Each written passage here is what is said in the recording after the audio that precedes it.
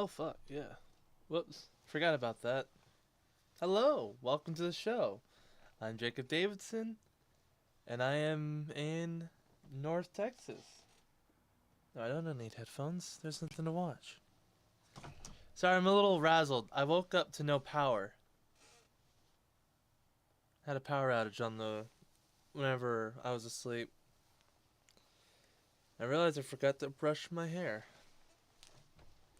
Hello everybody, how are you doing? Hope everybody's doing alright. Got just like a small handful of topics for today, nothing too serious, nothing too extravagant.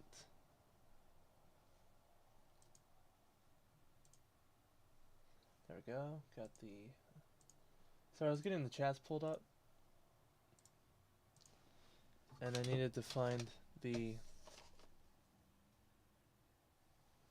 I needed to make sure that the watch number for the Rumble stream was updating.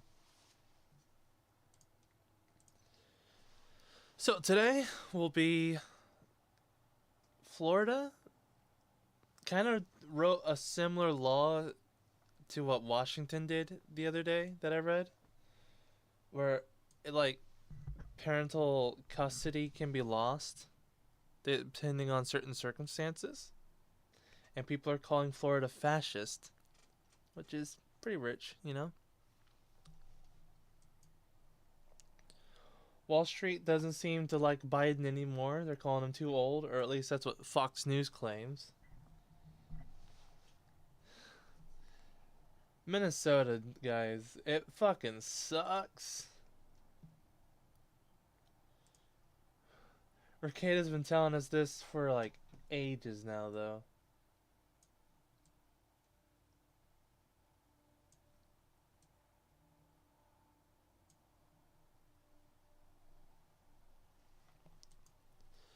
Alright, small update.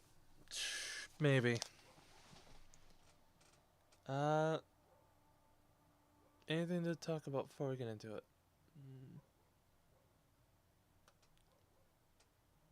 Not a whole lot. Not really.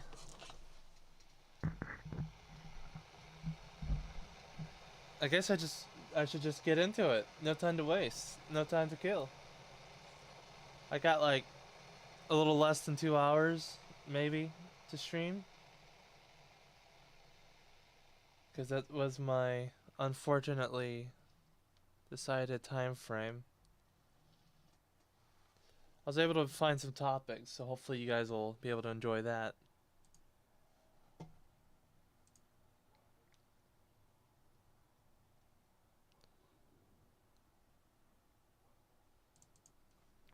So the first on the docket is the outrage as Florida Republicans pass fascist bill to remove trans kids from parents' custody. Where have we heard this before? These bills directly threaten transgender Floridians' fundamental rights and safety, an ACLU official says. Republican lawmakers in Florida have sparked outrage after passing a bill that LGBTQ advocates say will strip trans children from their parents' custody.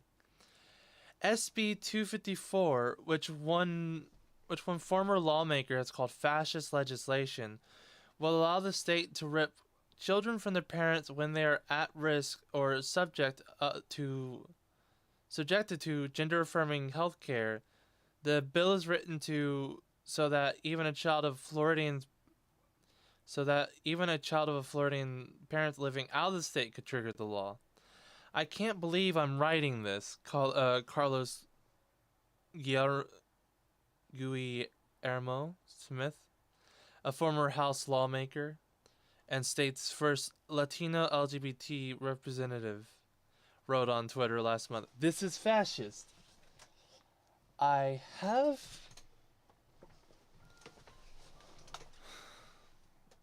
Alright, I know I just started this, but I gotta. Alright, I'm gonna do the tweet over here so I'm not disrupting the flow of the screen. Carlos Guillermo Smith.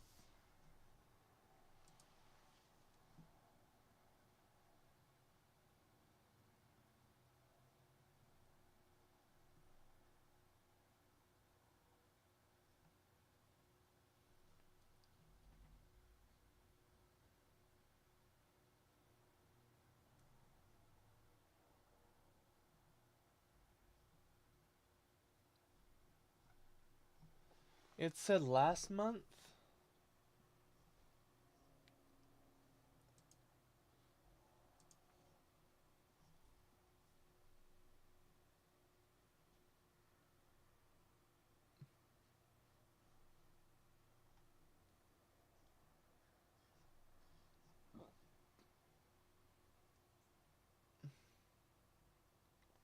So we don't focus on all affairs.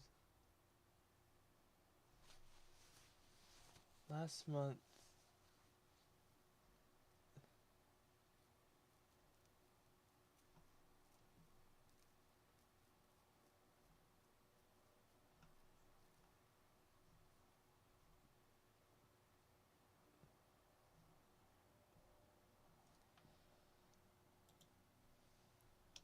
I should have just copied this link, I guess.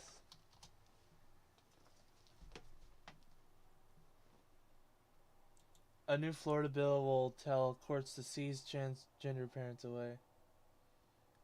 Alright. Washington. If this bill displeases you, I wonder how you will feel about Washington State's own bill similarly positioned.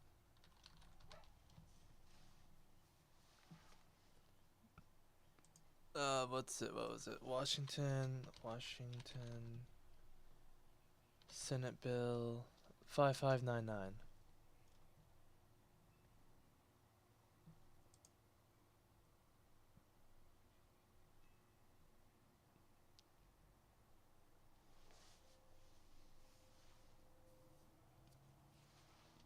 Yeah, this looks familiar.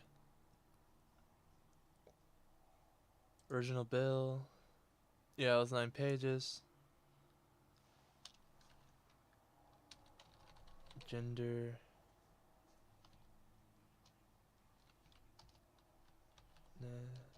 Necessary.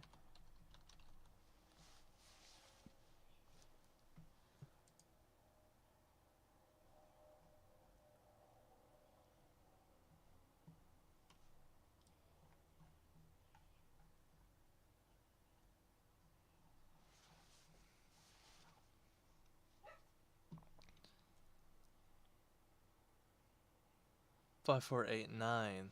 Okay. Yeah.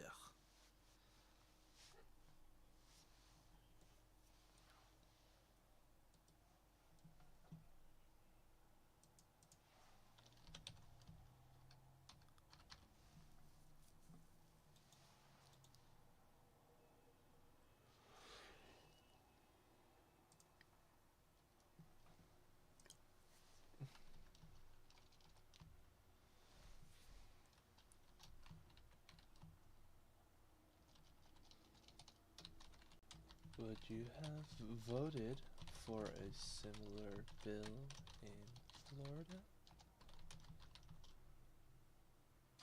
Or no?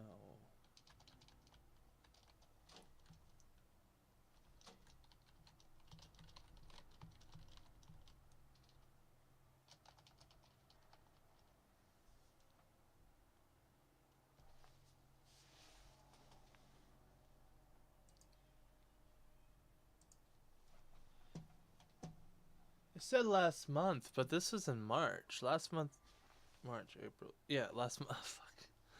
I'm in next month, I think, already. Alright, my bad. I can't believe I'm writing this. This is fascist. Kara Gross, the legislative director and senior policy counsel of the ACLU in Florida, called the state's assault on trans existence shameful. It's shameful that our Florida legislature continues to pass dangerous bills designed to silence and harm and erase trans people in Florida, she said in a statement. These bills directly threaten transgender Floridians' fundamental rights and safety. The Florida legislature insistence on targeting trans people is bizarre, unnecessary, unconstitutional, and extremely dangerous.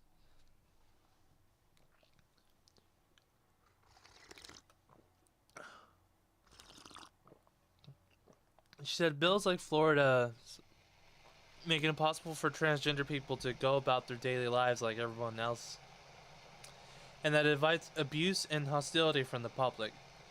This is a state-sanctioned discrimination against Florida's vibrant trans community, she said.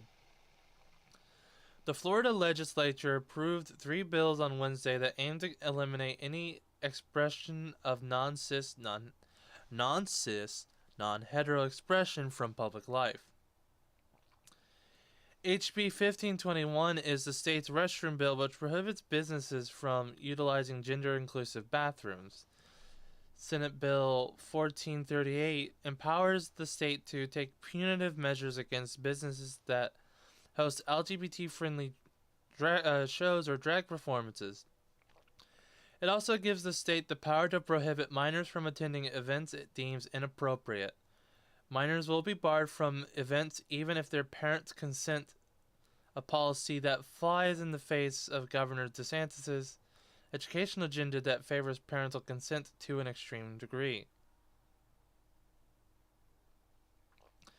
If SB 1438 is made law, it would also likely to mean the end of most pride parades.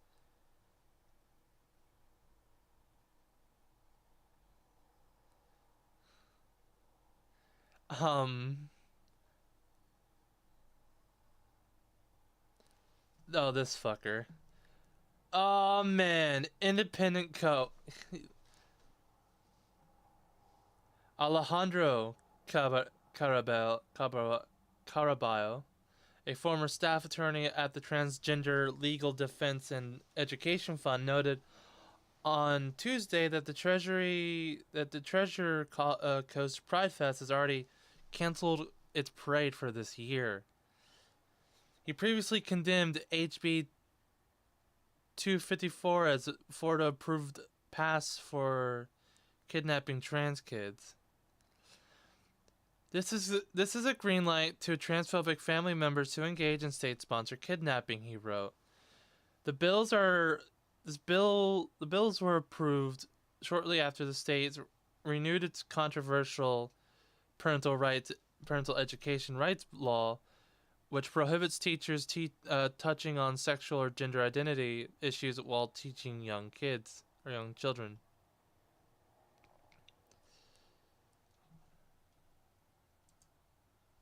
Hold up, I want to see if I can do something funny here. Expect. Which portion is this?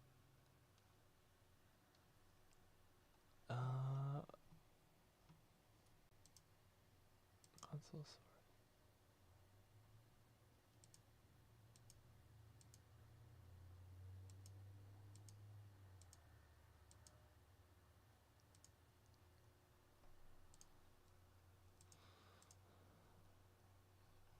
Yeah, but I want to find a specific word here.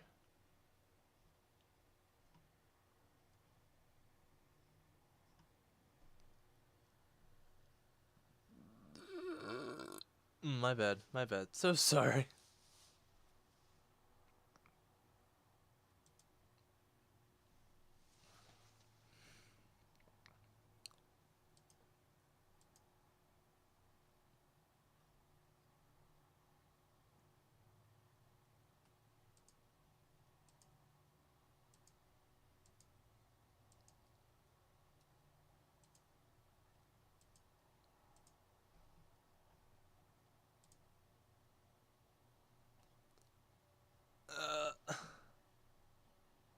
Damn it. Alright, I'm not going to be able to do the funny thing that I wanted to do.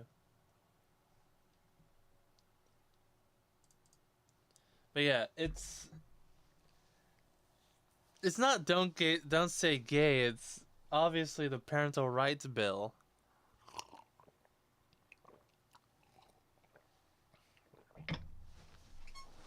These media loons. Alright, back to that. Opening up my chats, make sure I'm not forgetting anybody.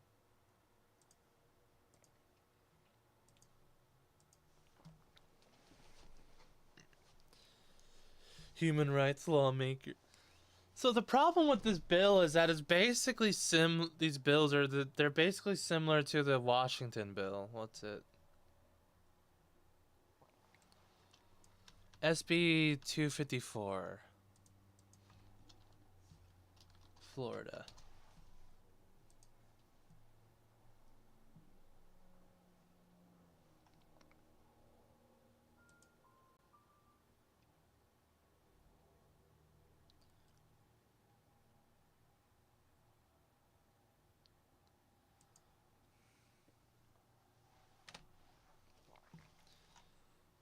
A bill entitled, or to be entitled, an act relating to treatment of sexual reassignment, granting courts of the state temporary emergency jurisdiction over over a child present in this state if the child has been subjected to or is threatened with being subjected to sex reassignment prescriptions or procedures, providing that for purposes of warrants to take physical custody of a child.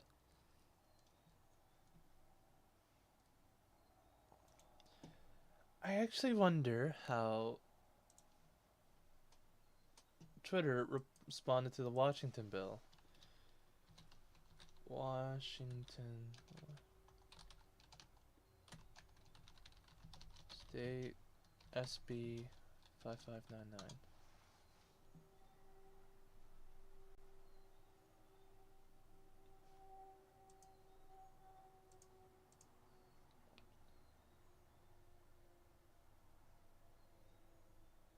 Last night, Washington State passed 5599, which allows the state to legally take children away from their parents if they don't consent to their children's transition surgeries. All Democrats voted yes, all Republicans voted no. Washington State is unfortunately overwhelmed. Half the country is outlawing transsexual drugs and procedures for minors. Meanwhile, Washington passed that legalizes the kidnapping of Alejandro.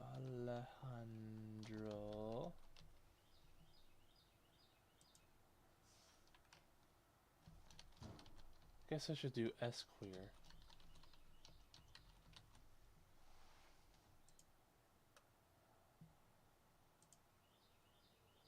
I'm already blocked by this bitch, this idiot. Alright, let's go.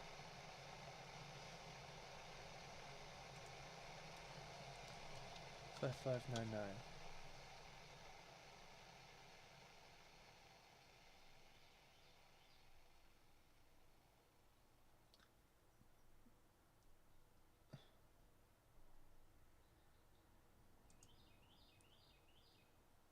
I guess I should open this in private tab so I can actually see.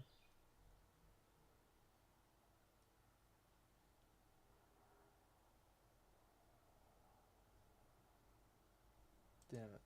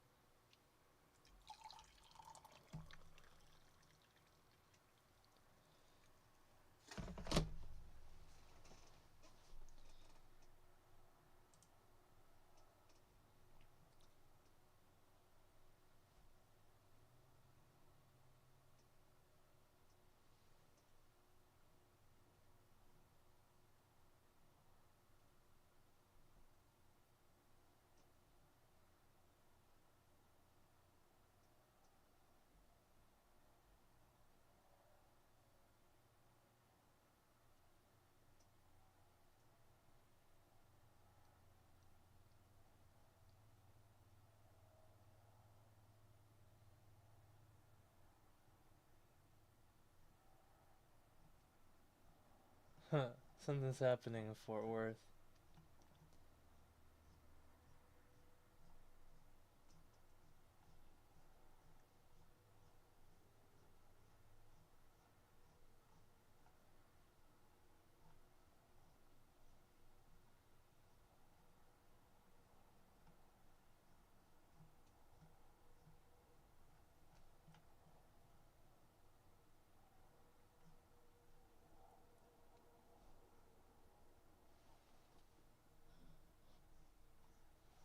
Fucking hell.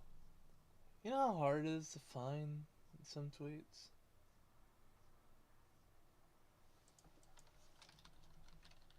Square SP 5599. No. Dude, do the search.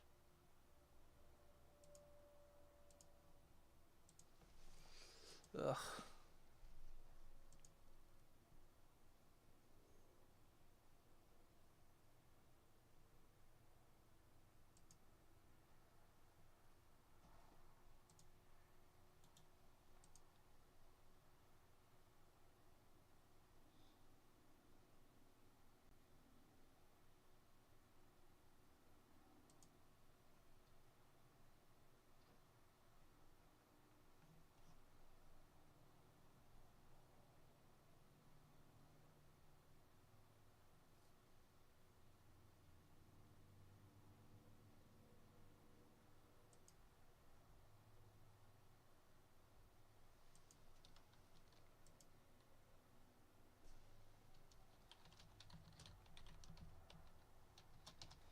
Fucking psychograd. Sorry, I'm totally distracted.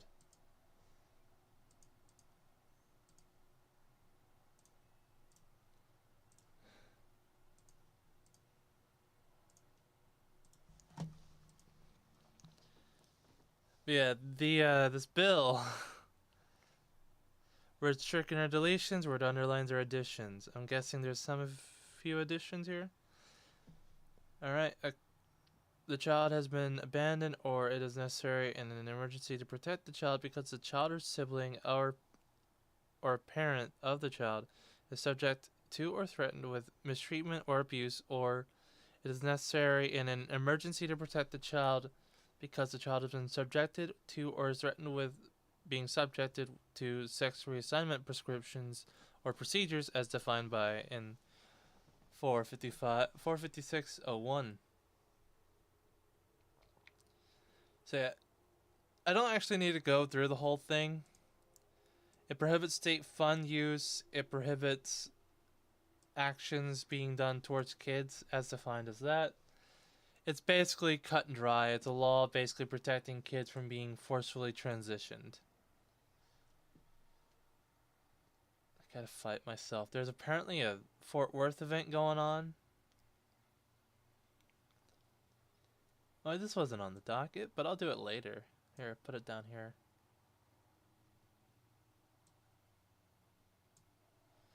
Wall Street editorial. Biden said, Wall Street Journal editorial board says Biden shouldn't run in 2024.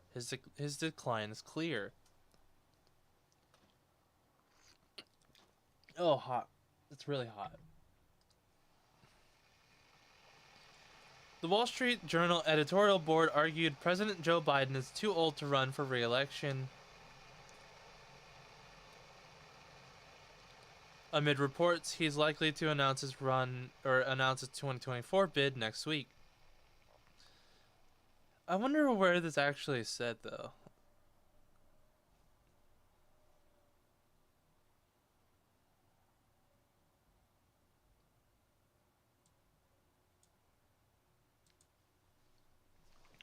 The public understands what Mr. Biden won't admit, that electing an octogenarian is an obvious decline for another 4 years, could be an historic mistake, the editors wrote. The editors continued, asking the country to elect a man who is 80 years old and whose second term would end when he is 86 is a risky act that borders on selfish. Oh, thank God people are finally seeing reason. I wish they would have seen this 2-3 years ago. The editors alleged the White House goes to great lengths to hide what they speculate is Biden's declining health. But his decline is clear to anyone who isn't willfully blind, they argued. They pointed to his lack of press conferences, scripted appearances, and public stumbles as evident for their position. Different people age at different rates, but the risk of an accelerated decline for Mr. Biden is considerable. The chance that he could serve a full second term is hardly assured, they wrote. The editors argued that Vice President Kamala Harris would make a poor commander-in-chief. Oh, ho ho. Wall Street Journal argued that, and that she would be nearly unelectable should Biden be forced to drop out of the race. In that event, voters on the fence could swing towards the Republican nominee who can at least meet the rigors of the office. Yes, even Donald Trump. Good job. The editors contended that Biden is not the only Democrat who can defeat former President Trump in a general election. They say that if Biden were to announce that will not run soon, he would give ample time for younger Democratic governors to get in the race. The editors argued that the best reason for Biden not to run is patriotism. Oh, evoking a 2008 campaign ad by the then Senator Hillary Clinton, they questioned his fitness to serve. In 2008, Hillary Clinton ran an ad saying that she was prepared to take 3 a.m. phone calls in a crisis. The board wrote, could 84-year-old Joe Biden take a 3 p.m. call? I guess that's where the article ends.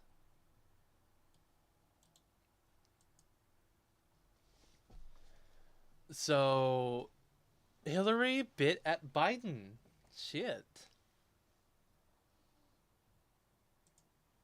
I wonder what Reuters says. Hello. I see that watching number rise. It's not 2020 anymore. Biden's re-election campaign faces new challenges. As U.S. President Joe Biden gears up for a bruising re-election battle, the realities of the 2024 race and differences with 2020 at the height of the coronavirus pandemic create new challenges for him. Biden, a Democrat, says he's running again and is considering a formal announcement video via video as soon as Tuesday. In 2022, Biden kept a low profile as the spread of COVID-19 caused havoc to most aspects of American life, including the election that pitted him against the then President Donald Trump, a Republican. Trump still spoke at big rallies, but Biden did much of his campaign virtually from the basement of his home in Wilmington, Delaware, largely avoiding crowds to prevent the spread of the disease and reduce his own risk of catching the virus. Like a coward. That will change this time around. Gone will be the aversions to public events, large and small, likely replaced by traditional campaign stops at diners, factories, and union halls, with handshake selfies and crowds of people. It almost makes you wonder how the hell he even won if Trump did all of that and he just sat in his house. The Democrat convention in Chicago will be in-person rather than online, and Biden, who at 80 is already the oldest person in U.S. history, or the oldest president in U.S. history, will have his day job to do while he makes his case for 4 more years in office. Biden beat Trump in 2020, arguably, by winning the Electoral College 306 to 232, winning the close swing states of Pennsylvania and Georgia, and he bested Trump by more than 7 million votes. This portion doesn't even fucking matter. The popular vote never matters. It is just puffery.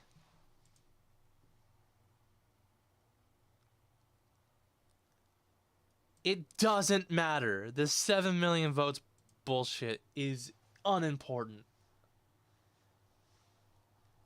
This little number right here about the Electoral College, that's the only thing that matters. That's the only thing that wins.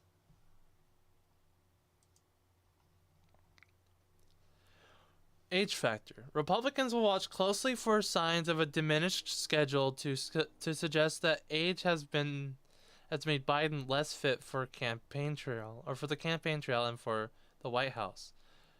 Not only will the Republicans watch for this, I assume many Democrats who want, and I guess, a younger Democrat in office to be in his place, because I'm guessing not many Democrats actually wanted this guy in office. They just kind of, went for the one that wasn't Trump and had, I guess, her Hilarious on the docket as well. Kamala Hilarious.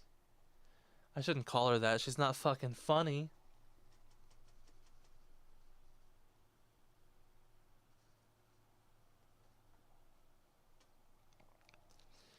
It's quite shocking that Biden thinks that he would be able to fill a second term, let alone the rest of this term, said Republican strategist Scott Reed. Trump, the early frontrunner of the Republican nomination, is himself 76 years old. Biden's reply to concerns about his age and running for re-election has been to say, "Watch me," and the White House points to his record of legislative accomplishments as a sign of his effectiveness.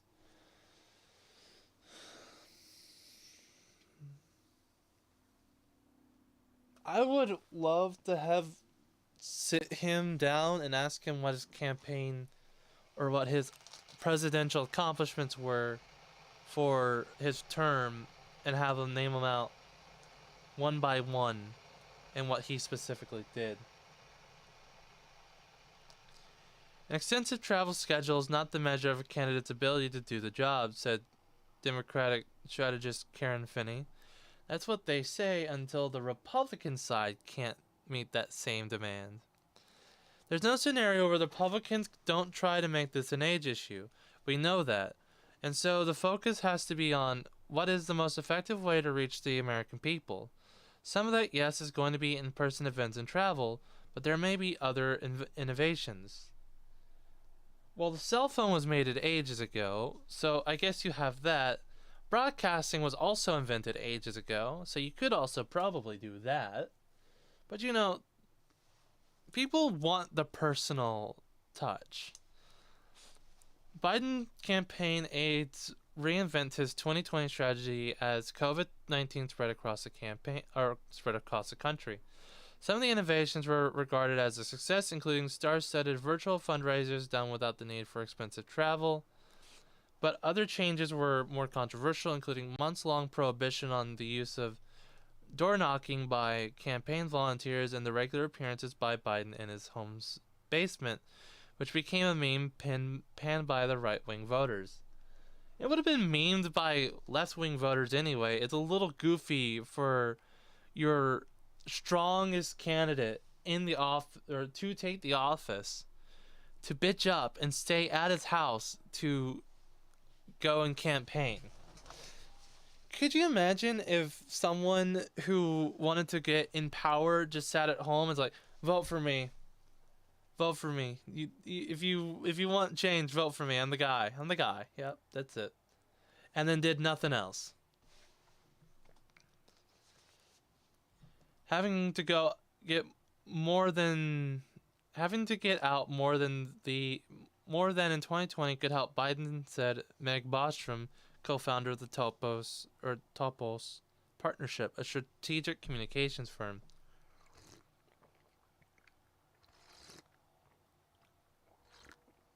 Wow, it's almost like human communication and contact helps a lot. Just look at the State of the Union address. That was the best I've ever seen. When Republicans started heckling him, he just lit up. She said, Right.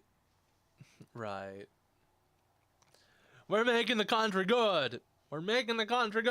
It's basically just that, but without any of the actual plans in place. He basically just screamed at a mic for an hour, and everybody that liked it, and everybody who didn't like it, didn't like it. It's as simple as that. The best I've ever seen. Man, shut the fuck up, Meg. You're not... You're fucking stupid. Gassing him up. The Republicans during his speech to Congress in February, but other issues may trip up the incumbent president on the campaign trail, including his handling of the economy. The allure for voting for Biden in 2020 was sort of the quaint notion of getting back to normal. That was going to happen regardless of Biden. The people that believe that have no mental capacity. The people who believe that Biden was going to get everything back to normal have the same mental capacity as a child with keys in front of them.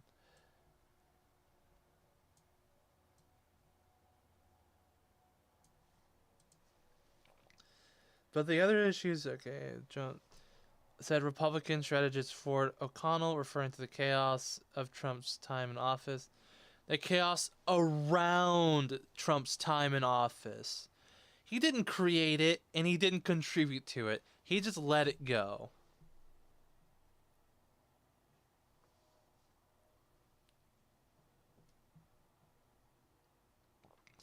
The problem for Biden is that he's been in power and things are anything but normal, especially when it comes to the economy and inflation.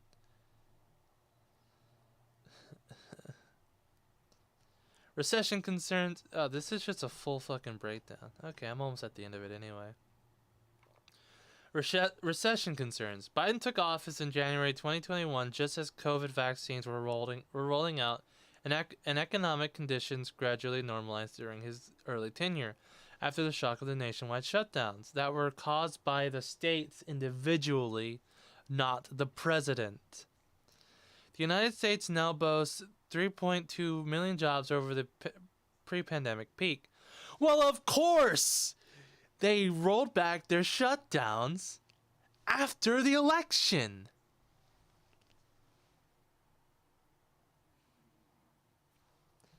But Americans are concerned about the potential recession, and Biden may suffer from being on the wrong side of the economic cycle heading into 2024, with unemployment likely to rise as growth slows, interest rates remaining high, and inflation potential hovering above pre-pandemic levels. Ho, ho, ho!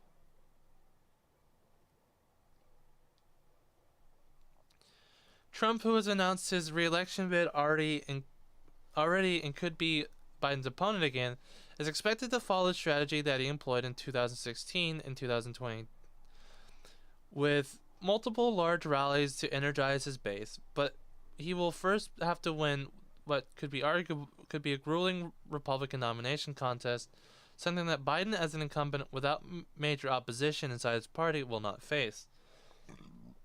Unlikely.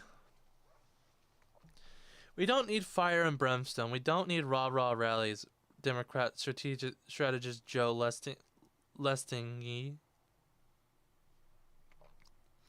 We need the strength and conviction of our values and steadiness not to move on them. Biden, he said, would provide that steadiness. Not really. He can't even keep himself up on his feet. I think he'll get out there, Lestingy said, praising Biden's skill at traditional retail politics. If you get an opportunity to be with him in small, intimate settings, he can make a real big difference. Yeah, if I get him in a small setting, I could probably lambast him properly without his handlers pulling me away or, protecting him like the little bitch that he is. He's been after my Second Amendment rights for ages right now. I do not feel any particular kind of kindness towards this guy, so forgive me for being crass at the current senile in chief.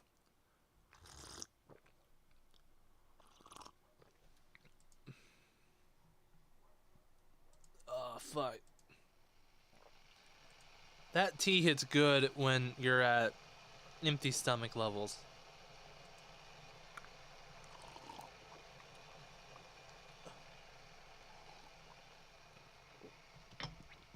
Oh, there we go. There we go. Minnesota, fuck them, right? Minnesota passed a bill for reproductive freedom and trans refugee and ban on conversion therapy.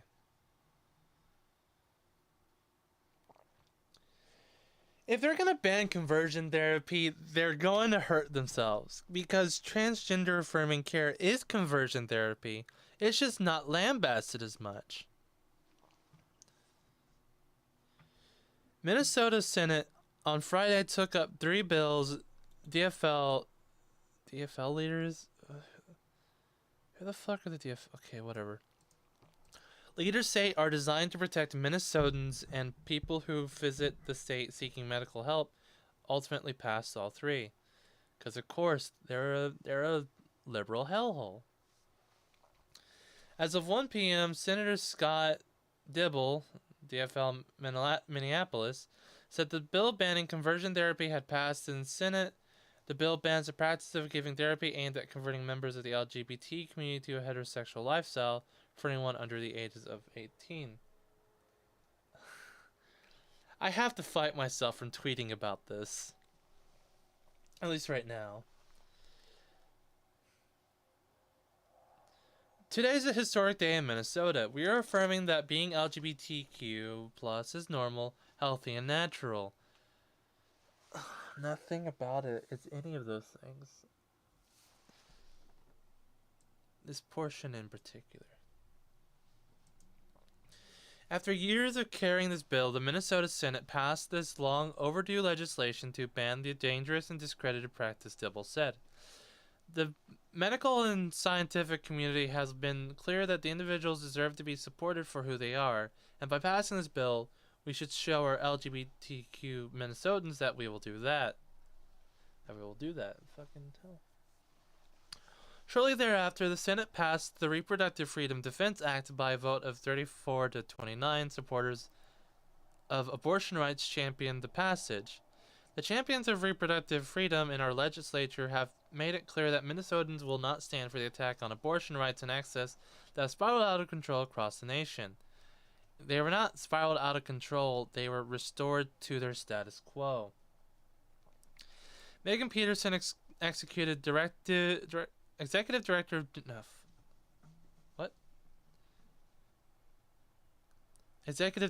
of Gender Studies said, "Now we must strengthen these protections still further by removing from Minnesota law the anti-abortion restrictions that will remain a threat to reproductive freedom as long as they remain on the books." Supporters say the laws are needed at a time when other states are seeking to ban abortion procedures as well as gender-affirming care for minors. This legislation simply keeps patients and providers safe when they receive or provide reproductive care or reproductive health care that is legal in Minnesota. It's not health care. Reproductive privilege. What people need right now is care, support, and assurance that they are safe. No abortion does that, said Senator Kelly Morrison, who authored the bill. "I'm proud to pass this legislation and keep Minnesota a welcoming and supportive state."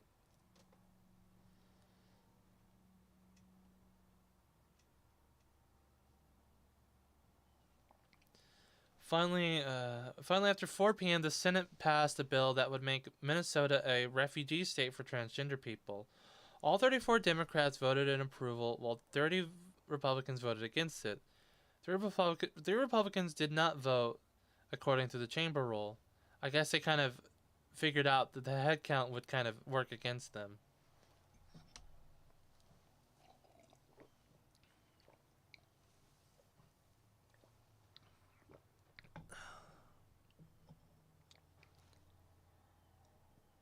Where is this?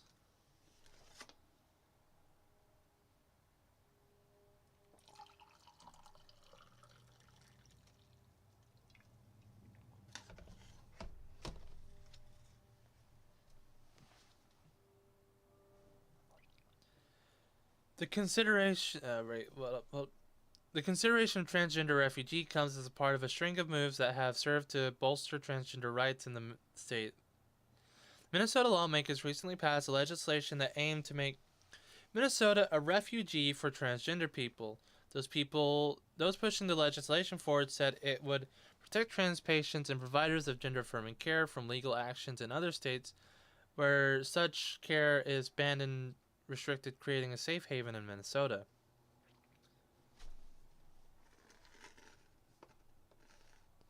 Senate Minority Leader Mark Johnson said he agrees on protecting children and families, but that doesn't mean that we must allow non-guardians to direct and manage life-altering care for children, that doesn't mean we should be picking fights with other states who have made different legislative decisions. That doesn't mean we should be picking fights. That doesn't mean we should sever the rights of parents who are just trying to raise and care for their kids in an increasingly challenging world.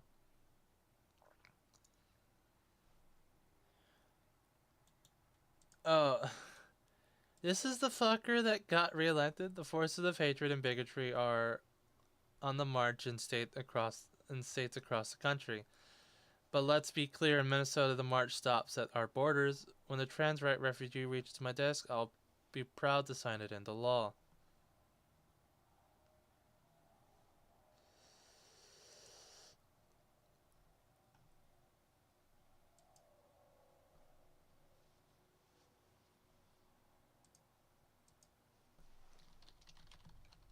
Have fun with your rising suicide rates, buddy.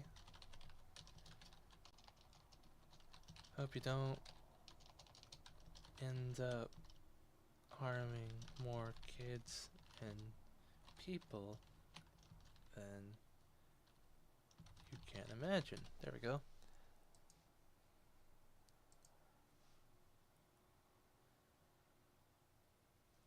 Oh, I gotta fight myself.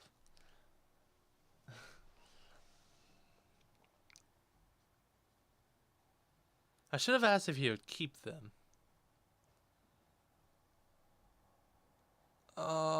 Please! Why? $1 million to Ukraine. Oh, please, what the fuck is wrong with people?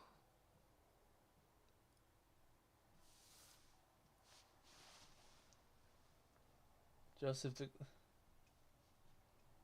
Chicken Express sweet tea? Joey, what? You're not drinking that, are you? Are you drinking Chicken Express sweet tea?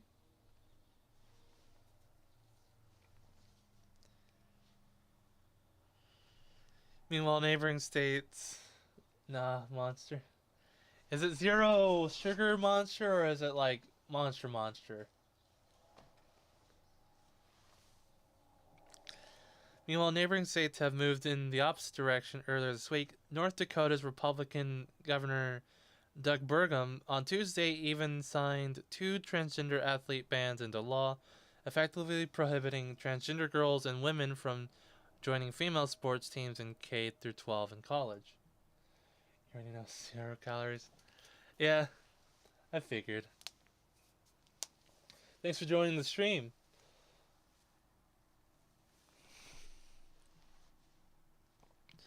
Well,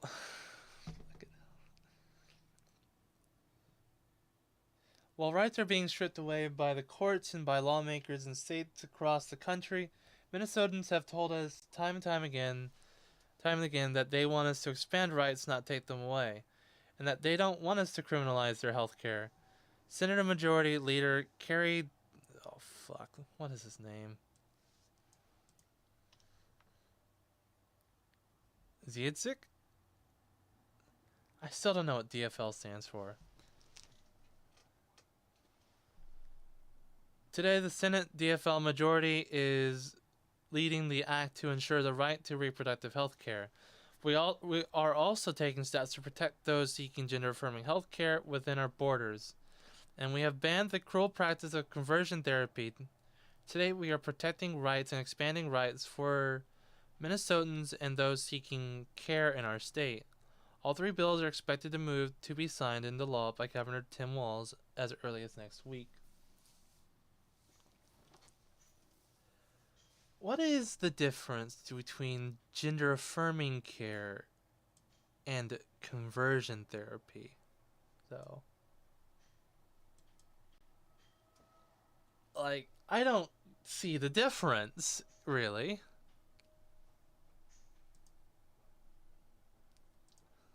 Joey, you shut up at the wrong time, man. You're about to get caught up in the ad read, man. Let's see how quick this next topic is before I jump into it. Oh, it's quick enough. All right, Tennessee legislature passes bill further protecting gun companies from lawsuits. It's a good measure, it's a good gesture, but hopefully they will have passed a few laws to protect also gun rights for people in Tennessee. Nashville, Tennessee, or I guess this is from the AP. In the wake of a deadly school shooting last month, Republican lawmakers in Tennessee awarded final passage Tuesday to a proposal that would further protect gun and ammunition dealers, manufacturers, and sellers against lawsuits. The Senate's 19-9 vote sends the bill to the Republican governor, Bill Lee, despite pushback from Democratic lawmakers saying their GOP counterparts are trying to shield gun companies just weeks after the Nashville school shooting that killed 6 people, including 3 9-year-olds. The final vote came as Lee's administration was trying to drum up enough support among lawmakers in his party to pass legislation to keep firearms away from people who could harm themselves or others. The fate of that kind of measure remains uncertain. Also, Joey, if you're still there, isn't it insane that it's fucking abysmally cold right now in Texas? It should be warming up. The hell is this weather?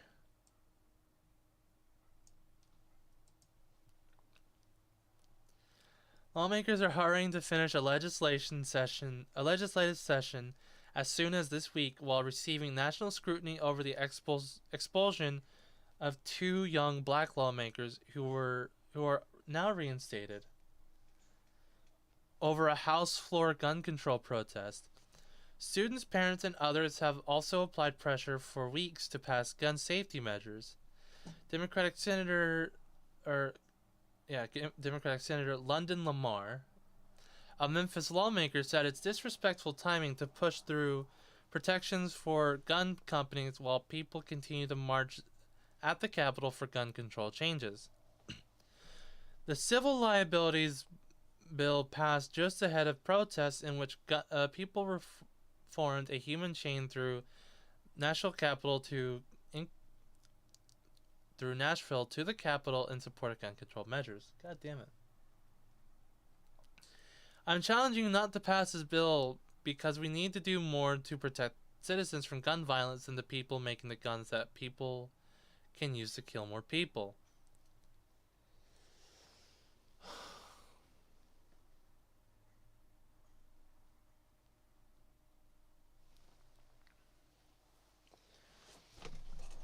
If the Remington lawsuit didn't state for people why this kind of protections need to be put in place, because people who kill others are wrong and should be punished, obviously. But Remington was sued because they made a gun and advertised it, and the people suing them basically accused them of selling that gun to kill people when it clearly wasn't. Protecting people who make guns from undue lawsuits is a very good way to protect our Second Amendment rights. I mean, sure, don't protect them in measures of like they're doing child labor and protecting them from lawsuit against that. No, hold them liable to criminal acts, but the civil liabilities that are tangential and barely cognizable at best is a proper measure for the state of Tennessee.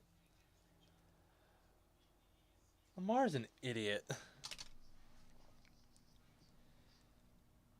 Criminalize the people that kill people using guns. Do not criminalize the people making guns. The people making guns are simply abiding by their Second Amendment rights to keep and bear arms, and thus the ability to manufacture said arms. In the demonstration, scores of people gathered in the late afternoon along a 3-mile route from the Children's Hospital at Vanderbilt University, where victims of the school shootings were taken.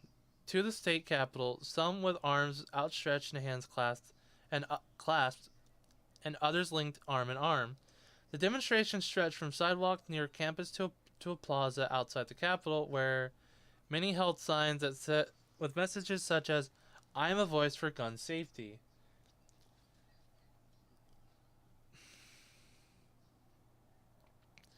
Rather than being a voice for gun safety, be an action for gun safety.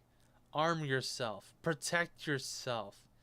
Do not ache and desire and want for someone else to protect you from an action that you can only protect yourself from. The bill sponsors sponsored Joe Hensley from Hohenwald said his legislation doesn't prevent any other proposals from passing. The bill passed the House ahead of the March 27 shooting at the Covenant School. This is just to try to help businesses in the state that have chosen to come here to give them a little civil liability. Hensley said, like, give them a little civil liability or protect them.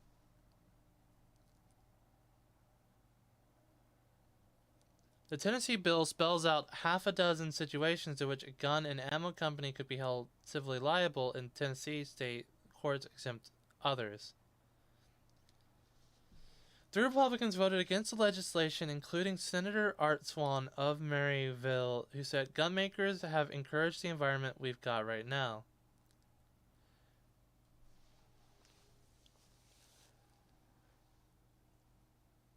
Alright, I can't contain myself. Let's find this. Duplicate. Alright, Senator Tennessee, Senator Art Swan.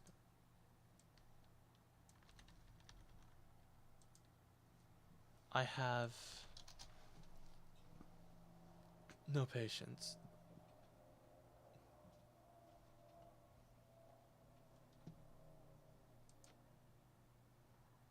I just realized I forgot to have done that for the last hour. That's great.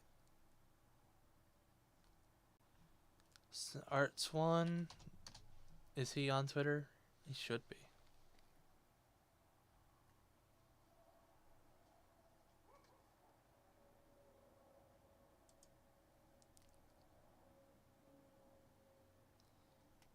Oh shit. State rifle.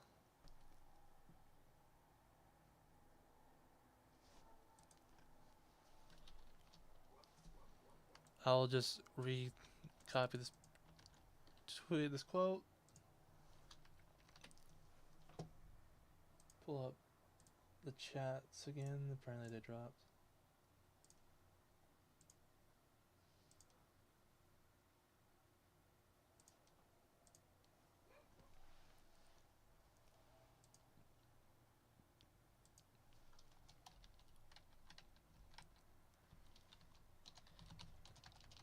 Is such an asinine take.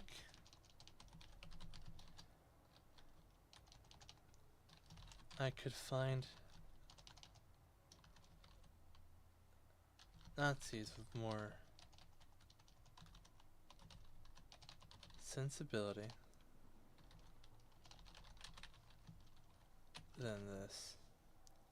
Is it with an I?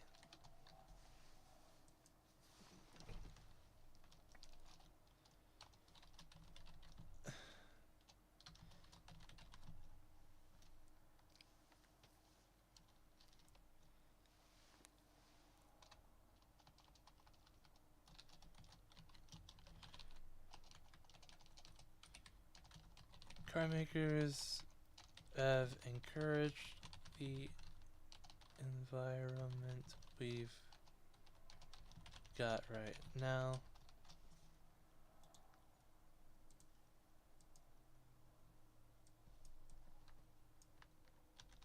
Maybe, hold on.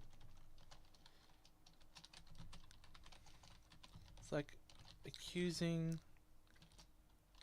car markers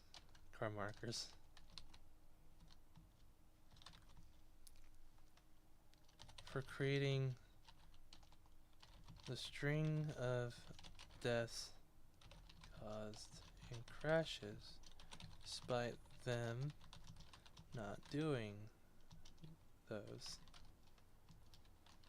outside.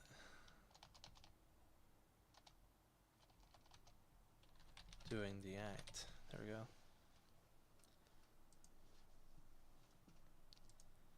I'm so tired of these people. They're so fucking stupid.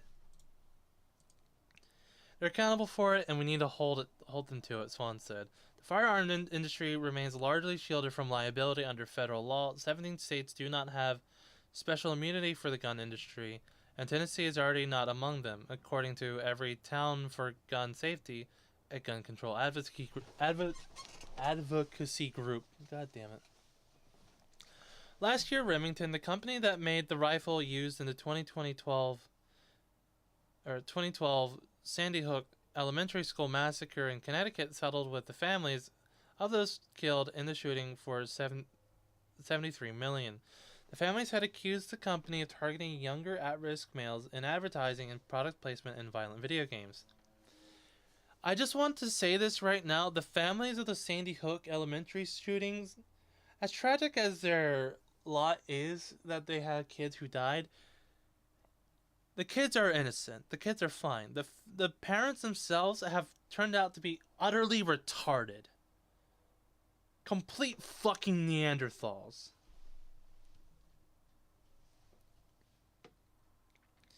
And in February, families of those killed and injured in the 2018 Texas high school shooting settled a lawsuit they filed against a Tennessee-based online retailer, Lucky Gunner, that was accused of illegally selling ammunition to the student who authorities say fatally shot 10 people.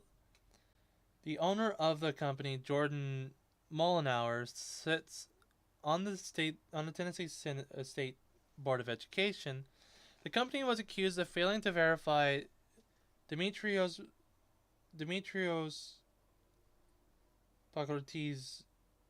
Pacortizzi's age. He was 17 at the time when he bought more than 100 rounds of ammunition on 2 occasions before the May 2018 shooting at the Santa Fe High School. Just looking for free money. Yeah, basically. Hey there, Colt Reynolds. I never get tired of your Rumble name, man. Mr. Poopy Butthole. 69.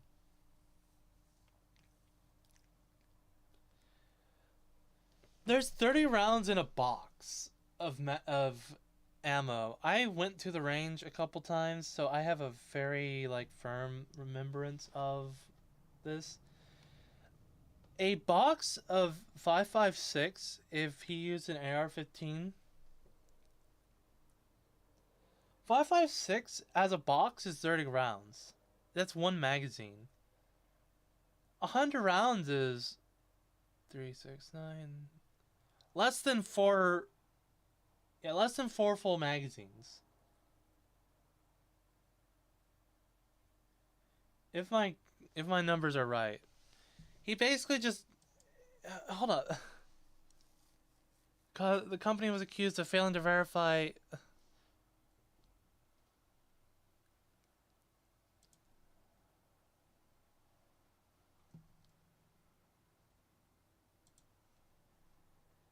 a Tennessee-based one? Magnum for the one. Yeah, it's all fun and games up until you have to buy the next magazine, guy. Tennessee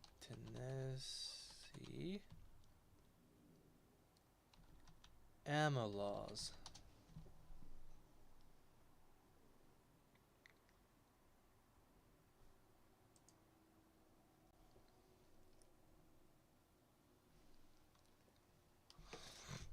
It's an offense for a person to possess or use or attempt to use restricted firearms ammunition while committing.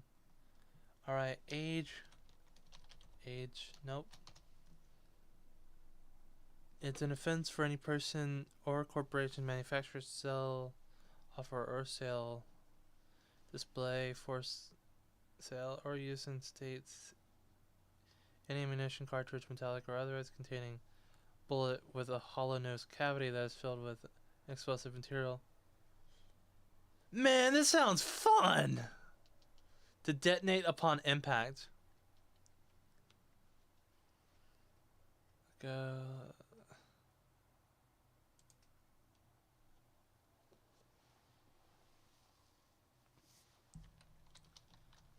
Ammunition.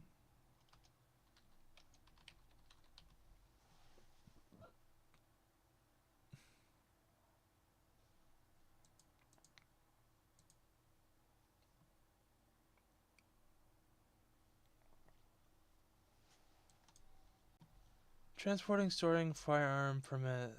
Preemption of local regulation. Maybe that'll do it. Sale. Sale of dangerous weapons. Unlawful sale, loan, or gift of fire. It's firearms, though. Okay. Is there an age provisions in here? Under.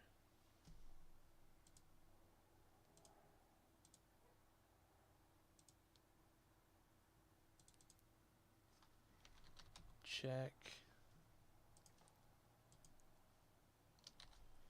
Age. Under.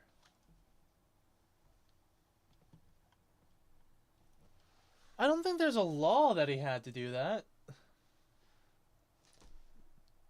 There are people when he bought more.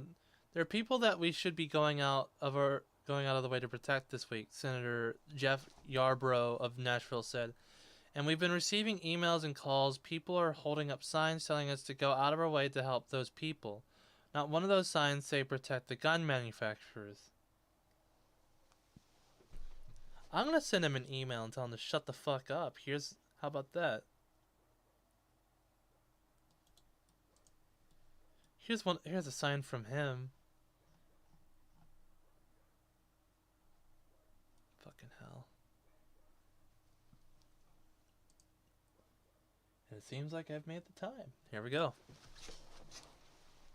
So in case you're curious, Mad Bingerish.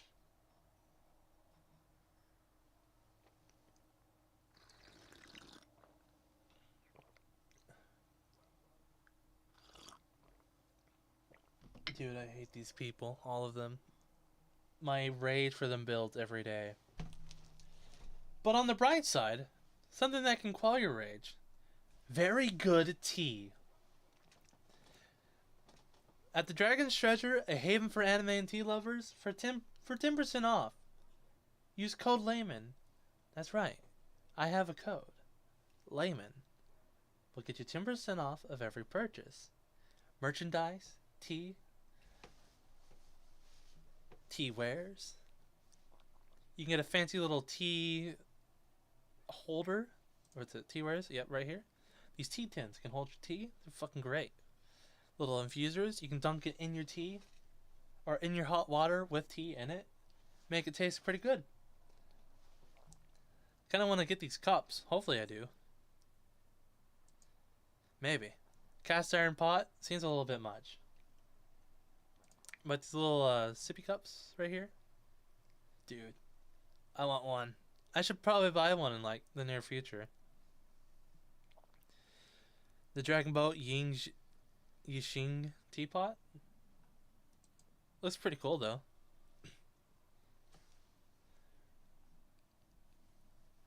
I've been pushing this for a little bit, and I earned my first sale like, what was it?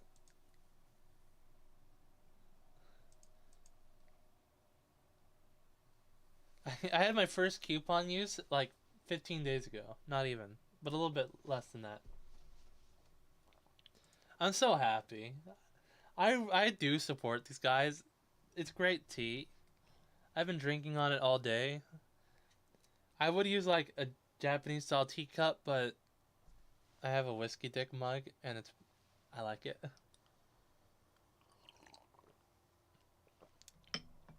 So remember, if you're shopping for tea and anime themed tea, especially anime themed tea, use code Layman for 10% off.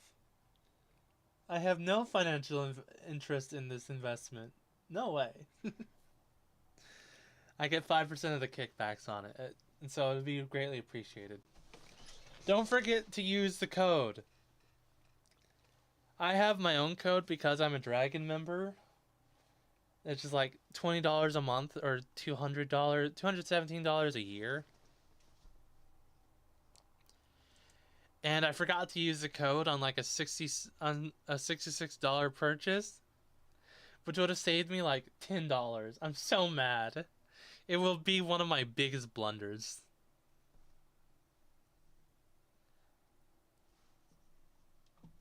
I should also ask T-Man, where's my shirt?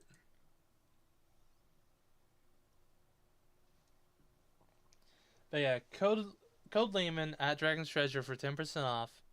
Very good tea. It'll pull you away from your rage, as it has done for me. And it tastes so damn good. See, the utility and the ingenuity strainer are very good products. Is what I was using when I started this off. I got this velocity thing,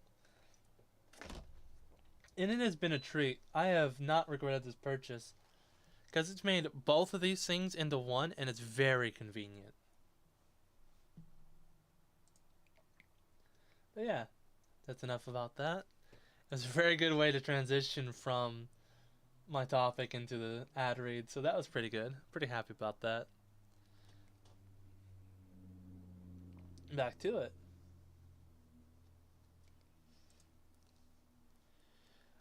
An opinion piece from Newsweek. The Toxicity of Diversity, Equity, and Inclusion, a tale from Newton, Massachusetts. This is a voice I want to listen to.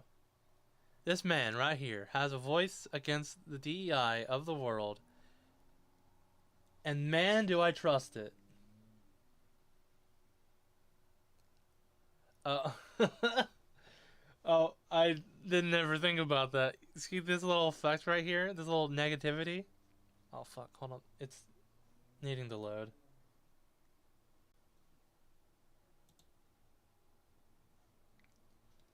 I don't know if you can see the cursor on screen.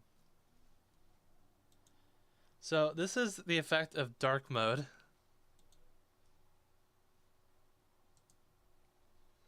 Which helps me stream without looking like a fucking ghost.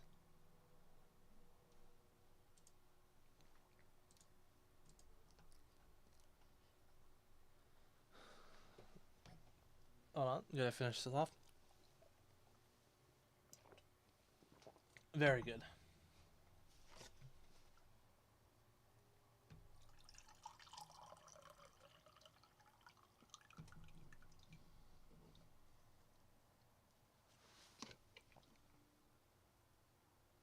Alright. That's the last of the tea.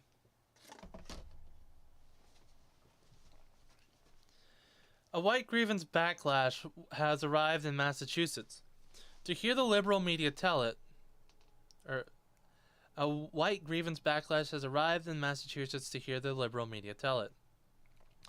A well-funded and well-connected GOP power players masquerading as aggrieved parents have been harassing educators for policies that they deem unfair to white students and antithetical to their values, per Boston Globe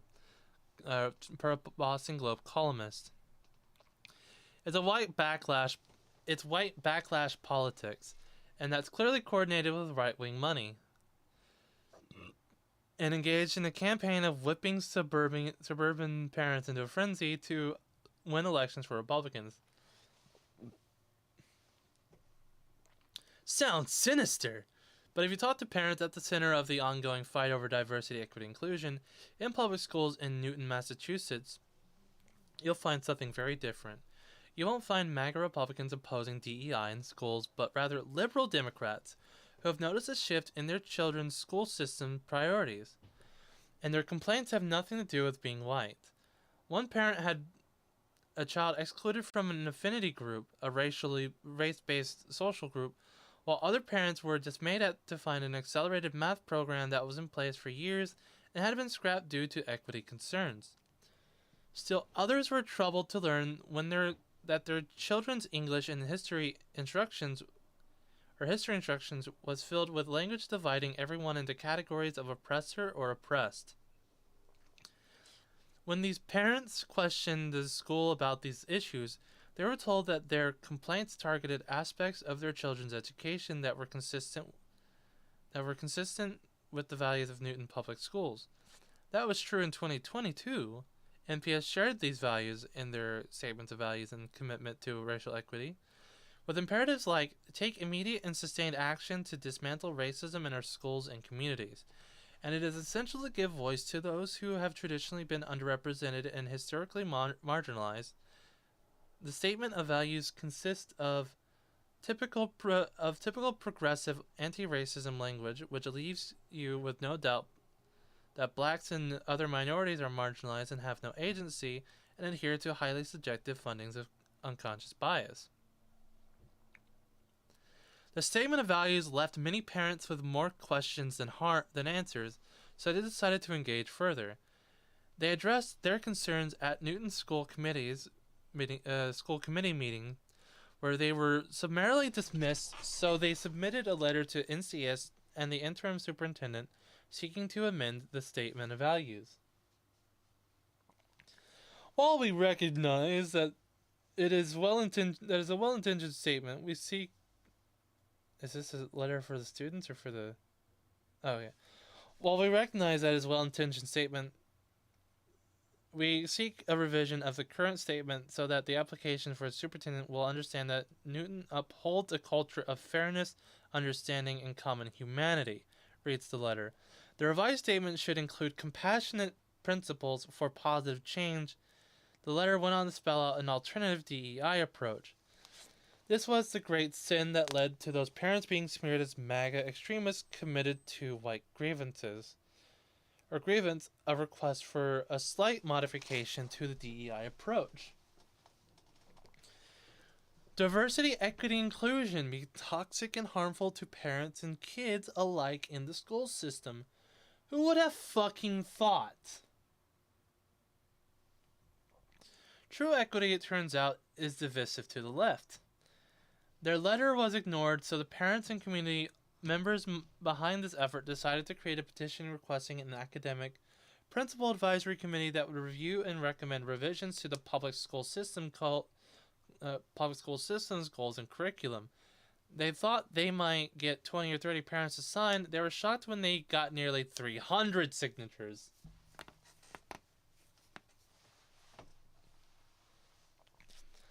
A hearing on petition was announced for March 28th, but the leading up to the hearing, another grassroots group, Family Organizing for Racial Justice, started to mobilize against it, sending out emails asking people to denounce the petition. Of course. Of course. If you put racial justice in your name and say the other side's the enemy, you can overpower them easily. Your voice is needed. Your voice is needed. An email for Families Organizing for Racial Justice reads, please encourage your network to speak up in support of NPS DEI efforts of an importance of acknowledging the race, cultural identity, etc. of students and staff and families. Unsurprisingly, the hearing turned into a 5-hour onslaught of attacks on the signatories of the petition. A wide range of detractors came out to speak against the Academic Principals Advisory Committee. And because the attacks, most parents who signed the petition were now afraid to speak in support of it. Democracy at work, people! Democracy at work! The true power of a democracy is to shout the lesser people into favor of your side. Democracy is not kind or fair. At the end of the marathon hearing, the petition was unanimously voted down. No surprise, considering the signing The significant pushback and negative way it was framed, but the public hearing exposed about the DEA is the real scandal here.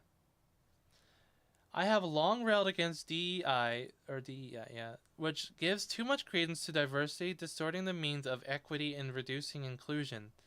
But even if I don't believe that cause hopelessly flawed, even if I didn't believe that the cause hopelessly flawed, the way its proponents practice it should be proof enough that there is no good DEI.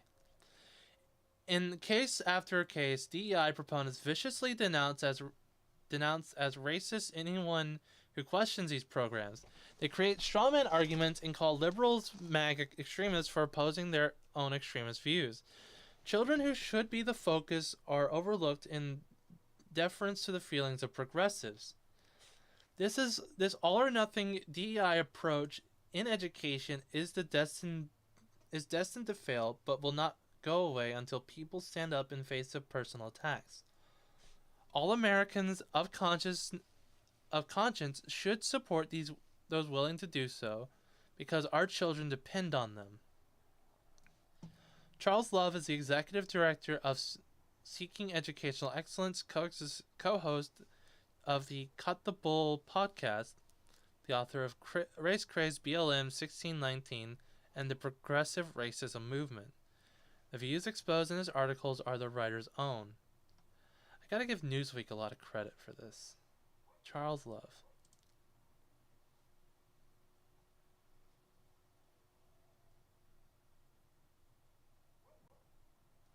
Oh, I like this guy. I feel bad for Breonna Taylor. I do. But, I mean, the situation, if you read it, it reads like she got caught in a bad situation.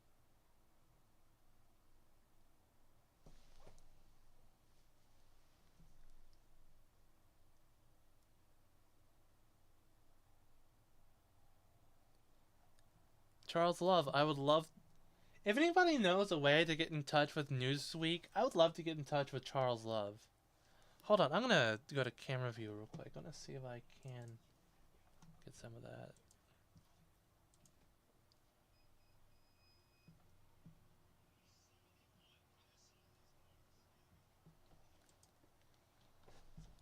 Charles Love.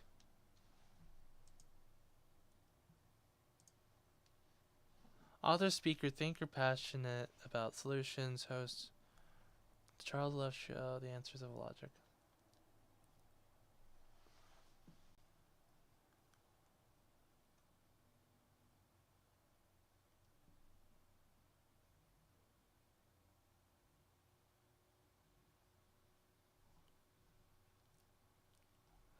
Alright, I'm gonna send him an invite right now. See if he will actually answer. If he does, I'll be readily pleased. If he doesn't, it'll be fine. It's great. I loved his article.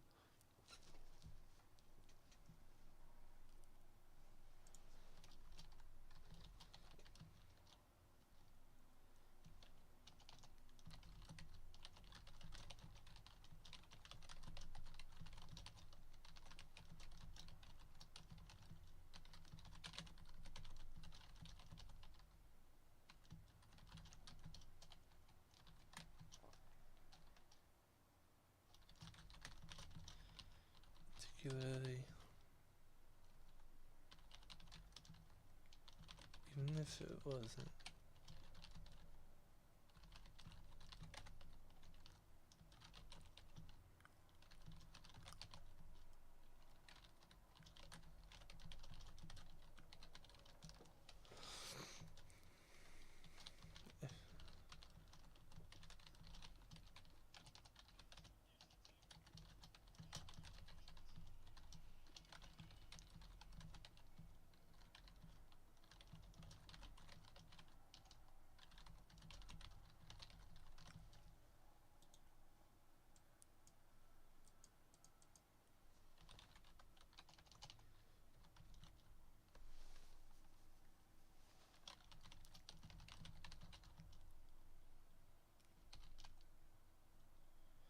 And how to...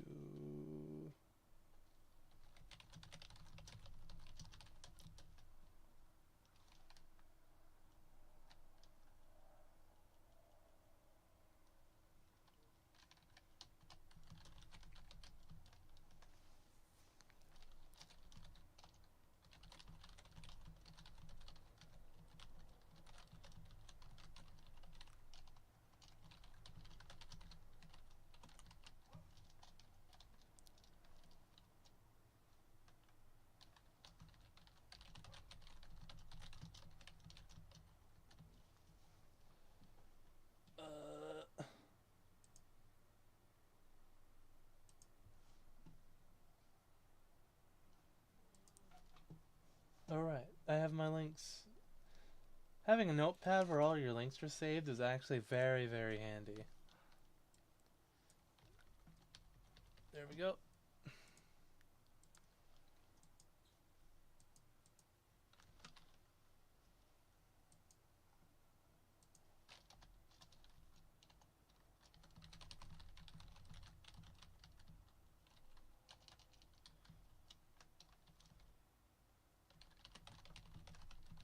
Consideration.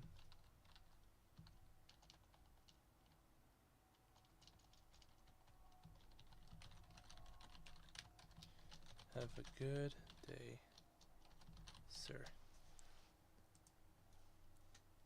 Alright, I sent him a message.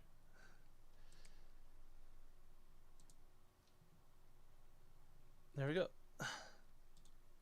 Gotta unpin this to delete it.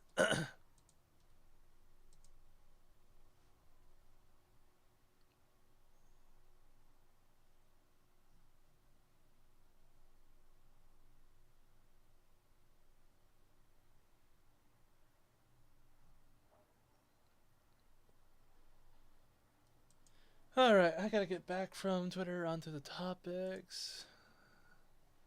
That was great, though. That was a fantastic read. I feel pretty happy about that one. Alright, sorry about that. Back to the show.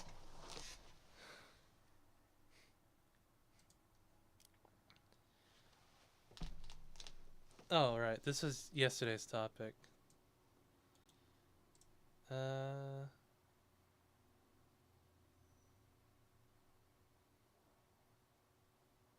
Which one? I don't have much time left for the show. Not that I think.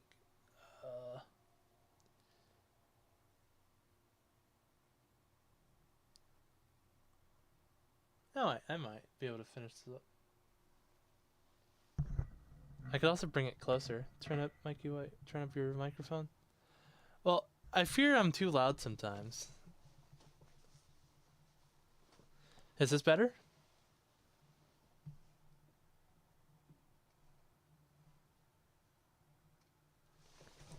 I could also just like scoot up a little bit.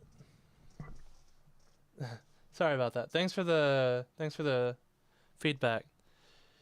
It's funny how the sound kind of diminishes that quickly over the. Let's see how long this article is before I divest into it. Okay, it's not very long. This is our city. These are our children. We care about them. Pastors, police fill downtown Chicago after teen gathering violence. 1 week after violence erupts amid large teen gathering. Oh, fucking hell.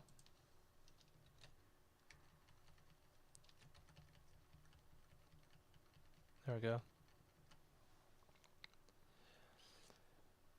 March downtown after violence amid large teen gatherings in downtown Chicago. A coalition of pastors marched down Michigan Avenue Saturday night in an effort to show support and responsibility for young Chicagoans. Several hundred people, nearly all black men, joined the 6 p.m. march organized by Charlie Dates, senior pastor for Salem Baptist Church of Chicago and Progressive Baptist Church. Black men doing the work, they chanted as they paced from the intersection of Roosevelt Road and Michigan Avenue to Chicago River. The men filled two sidewalk blocks as they moved along Grant Park, stopping to pray as they weathered a cold wintry mix. This is our city. These are our children. We care about them, Date said as he spoke at Grants Park, Ida B. Wells Drive entrance. The pastors have jobs and other resources to offer young people, he added. Speaking at the march's conclusion on Upper Wacker Drive, Dates told the men that they weren't marching against Chicago's youth, but showing young people the faith community wants to support them. We're here tonight to say that we will walk in the rain for our kids. We'll push through the hail, he said. Interim Chicago Police Superintendent Eric Carter and community, Chicago District Director Glenn Brooks marched alongside the crowd. Several hecklers goaded the preachers as they walked, arguing that they weren't active in the community and didn't address the structural inequalities harming black Americans.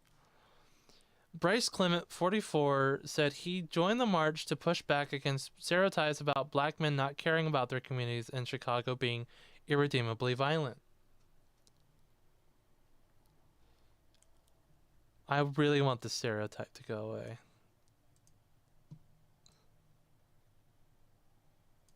It needs to go away. The truth of it needs to go away as well. We still believe in the power of the city and the power of the community, the power of being a black man. I think that's important for our children to see, said West Humboldt resident and father of a 5-year-old. The march sought to show young people that they were willing to show up for them. The minister Thomas Stovall said, "The continued effort of going outside of the church, outside of our homes, and bringing resources and meeting our youth where they are, that's how we continue to do it."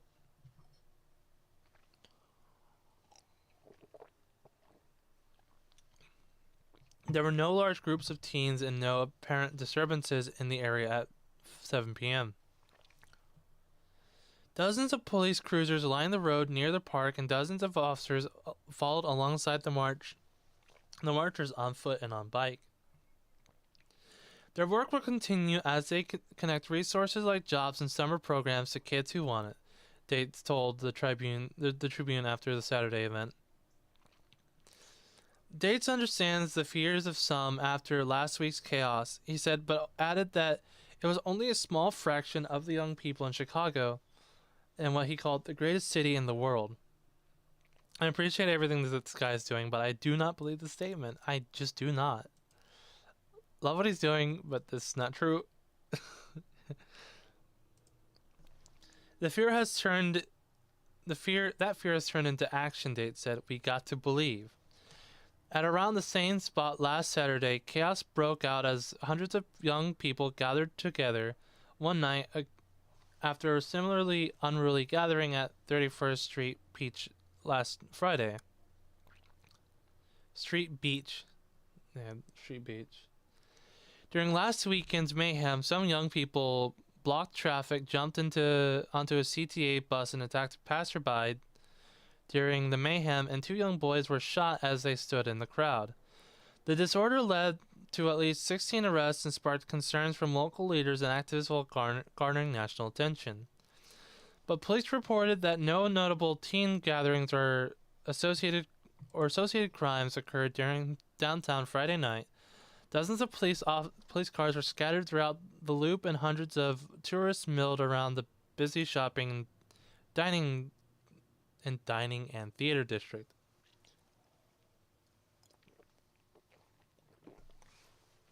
Oh, damn it. I tried to drink too quickly.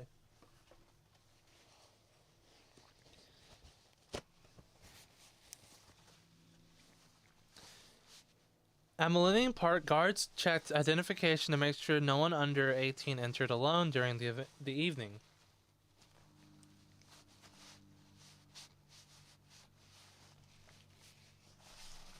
Families and friends stopped for reflective photos at the Chicago's iconic Bean statue late in the evening. Robert Miller, a 29-year-old visiting from Puerto Rico, said he had seen a viral video from the mayhem last week of a young woman and a man being apparently randomly attacked by a large group of teens. People had told him the city was dangerous, he said. Miller called the attacks unacceptable, but didn't feel unsafe was as he walked through the Millennium Park and peered at the city skyline. It looks to be really safe and be really safe, really beautiful, Miller said. It was a perfect night, to be honest. The Tribune reporters saw police apprehend a group of 3 apparent young teens who had moments before been running down a sidewalk after 9 p.m. Friday. The officer told the teens inside the lobby of the nearby TJ Maxx store, brought the teens inside. Yeah, State Street and Madison Street and handcuff them. It is now illegal to be a teenager. The state has declared it so.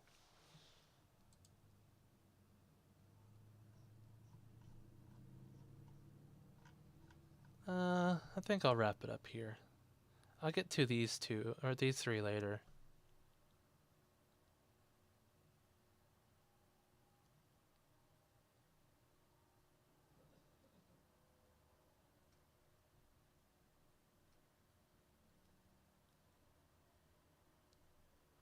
Yeah, that one's not so...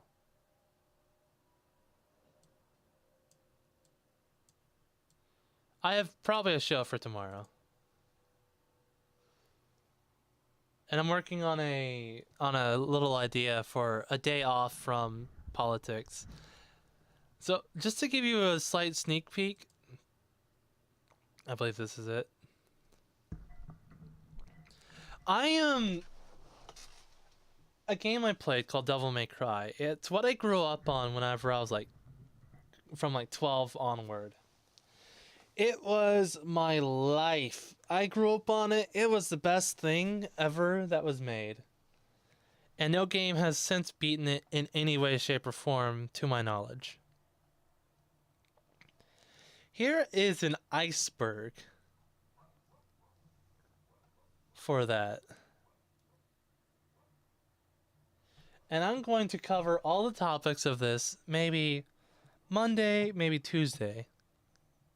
Maybe. I might work on it. I have to look into a lot of these. A lot of these are news to me as well. So this is my goal for next week at some point.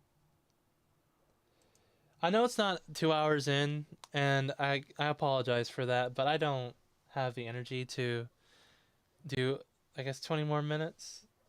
And I would like to use some of that time to start making my food for tonight. I have topics. The grain for the tea. Yeah.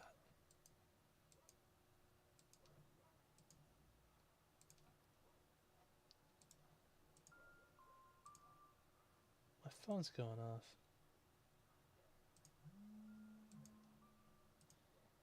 Good God.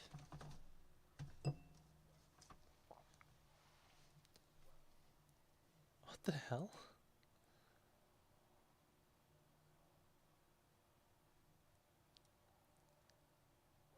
This is an interesting one for me. I can't wait to get into these bottom tiers. This one I think I know about.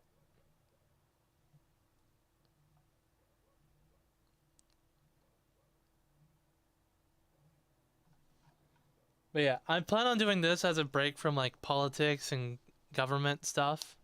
Just to kind of talk about whatever. It's one of my passions, so I'm definitely going to go over this. With all that said, if you enjoyed what you saw, thank you for coming. And before I wrap this all up, remember to use code Layman for 10% off at Dragon's Treasure for all of your TT wares and merchandise needs. It's good savings. I paid a lot of money for you to save. That's my investment. A haven for anime and tea lovers. I'll probably get this ad read nailed down pretty decently at one point. Hopefully. But yeah. With all that said, thank you for coming. If you enjoyed what you saw, please subscribe or follow my YouTube channel and or my Rumble channel. Also, if you didn't know, I have a locals, which I'll bring up, which only has one post in it so far, which is unfortunate because, you know, this is kind of where I want everybody to be at. This is my locals page. Here's an icon you probably see at the end of the YouTube video that I don't quite use on Rumble because it doesn't have that option. It's a work in progress in getting support. I just have to get support everywhere else first. But hey, that's my locals. LegalLayman.locals.com is where you can support me monthly if you want to. think I have it set to like $5 per tier. What's it? View as member.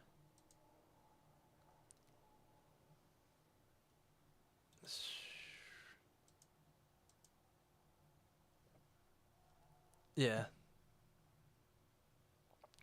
But if you would be so kind, join me on Locals, join me on Rumble, join me on YouTube. I have my Twitter, Locals, Rumble, and YouTube linked in the description, and the Dragon's Treasure link in there as well.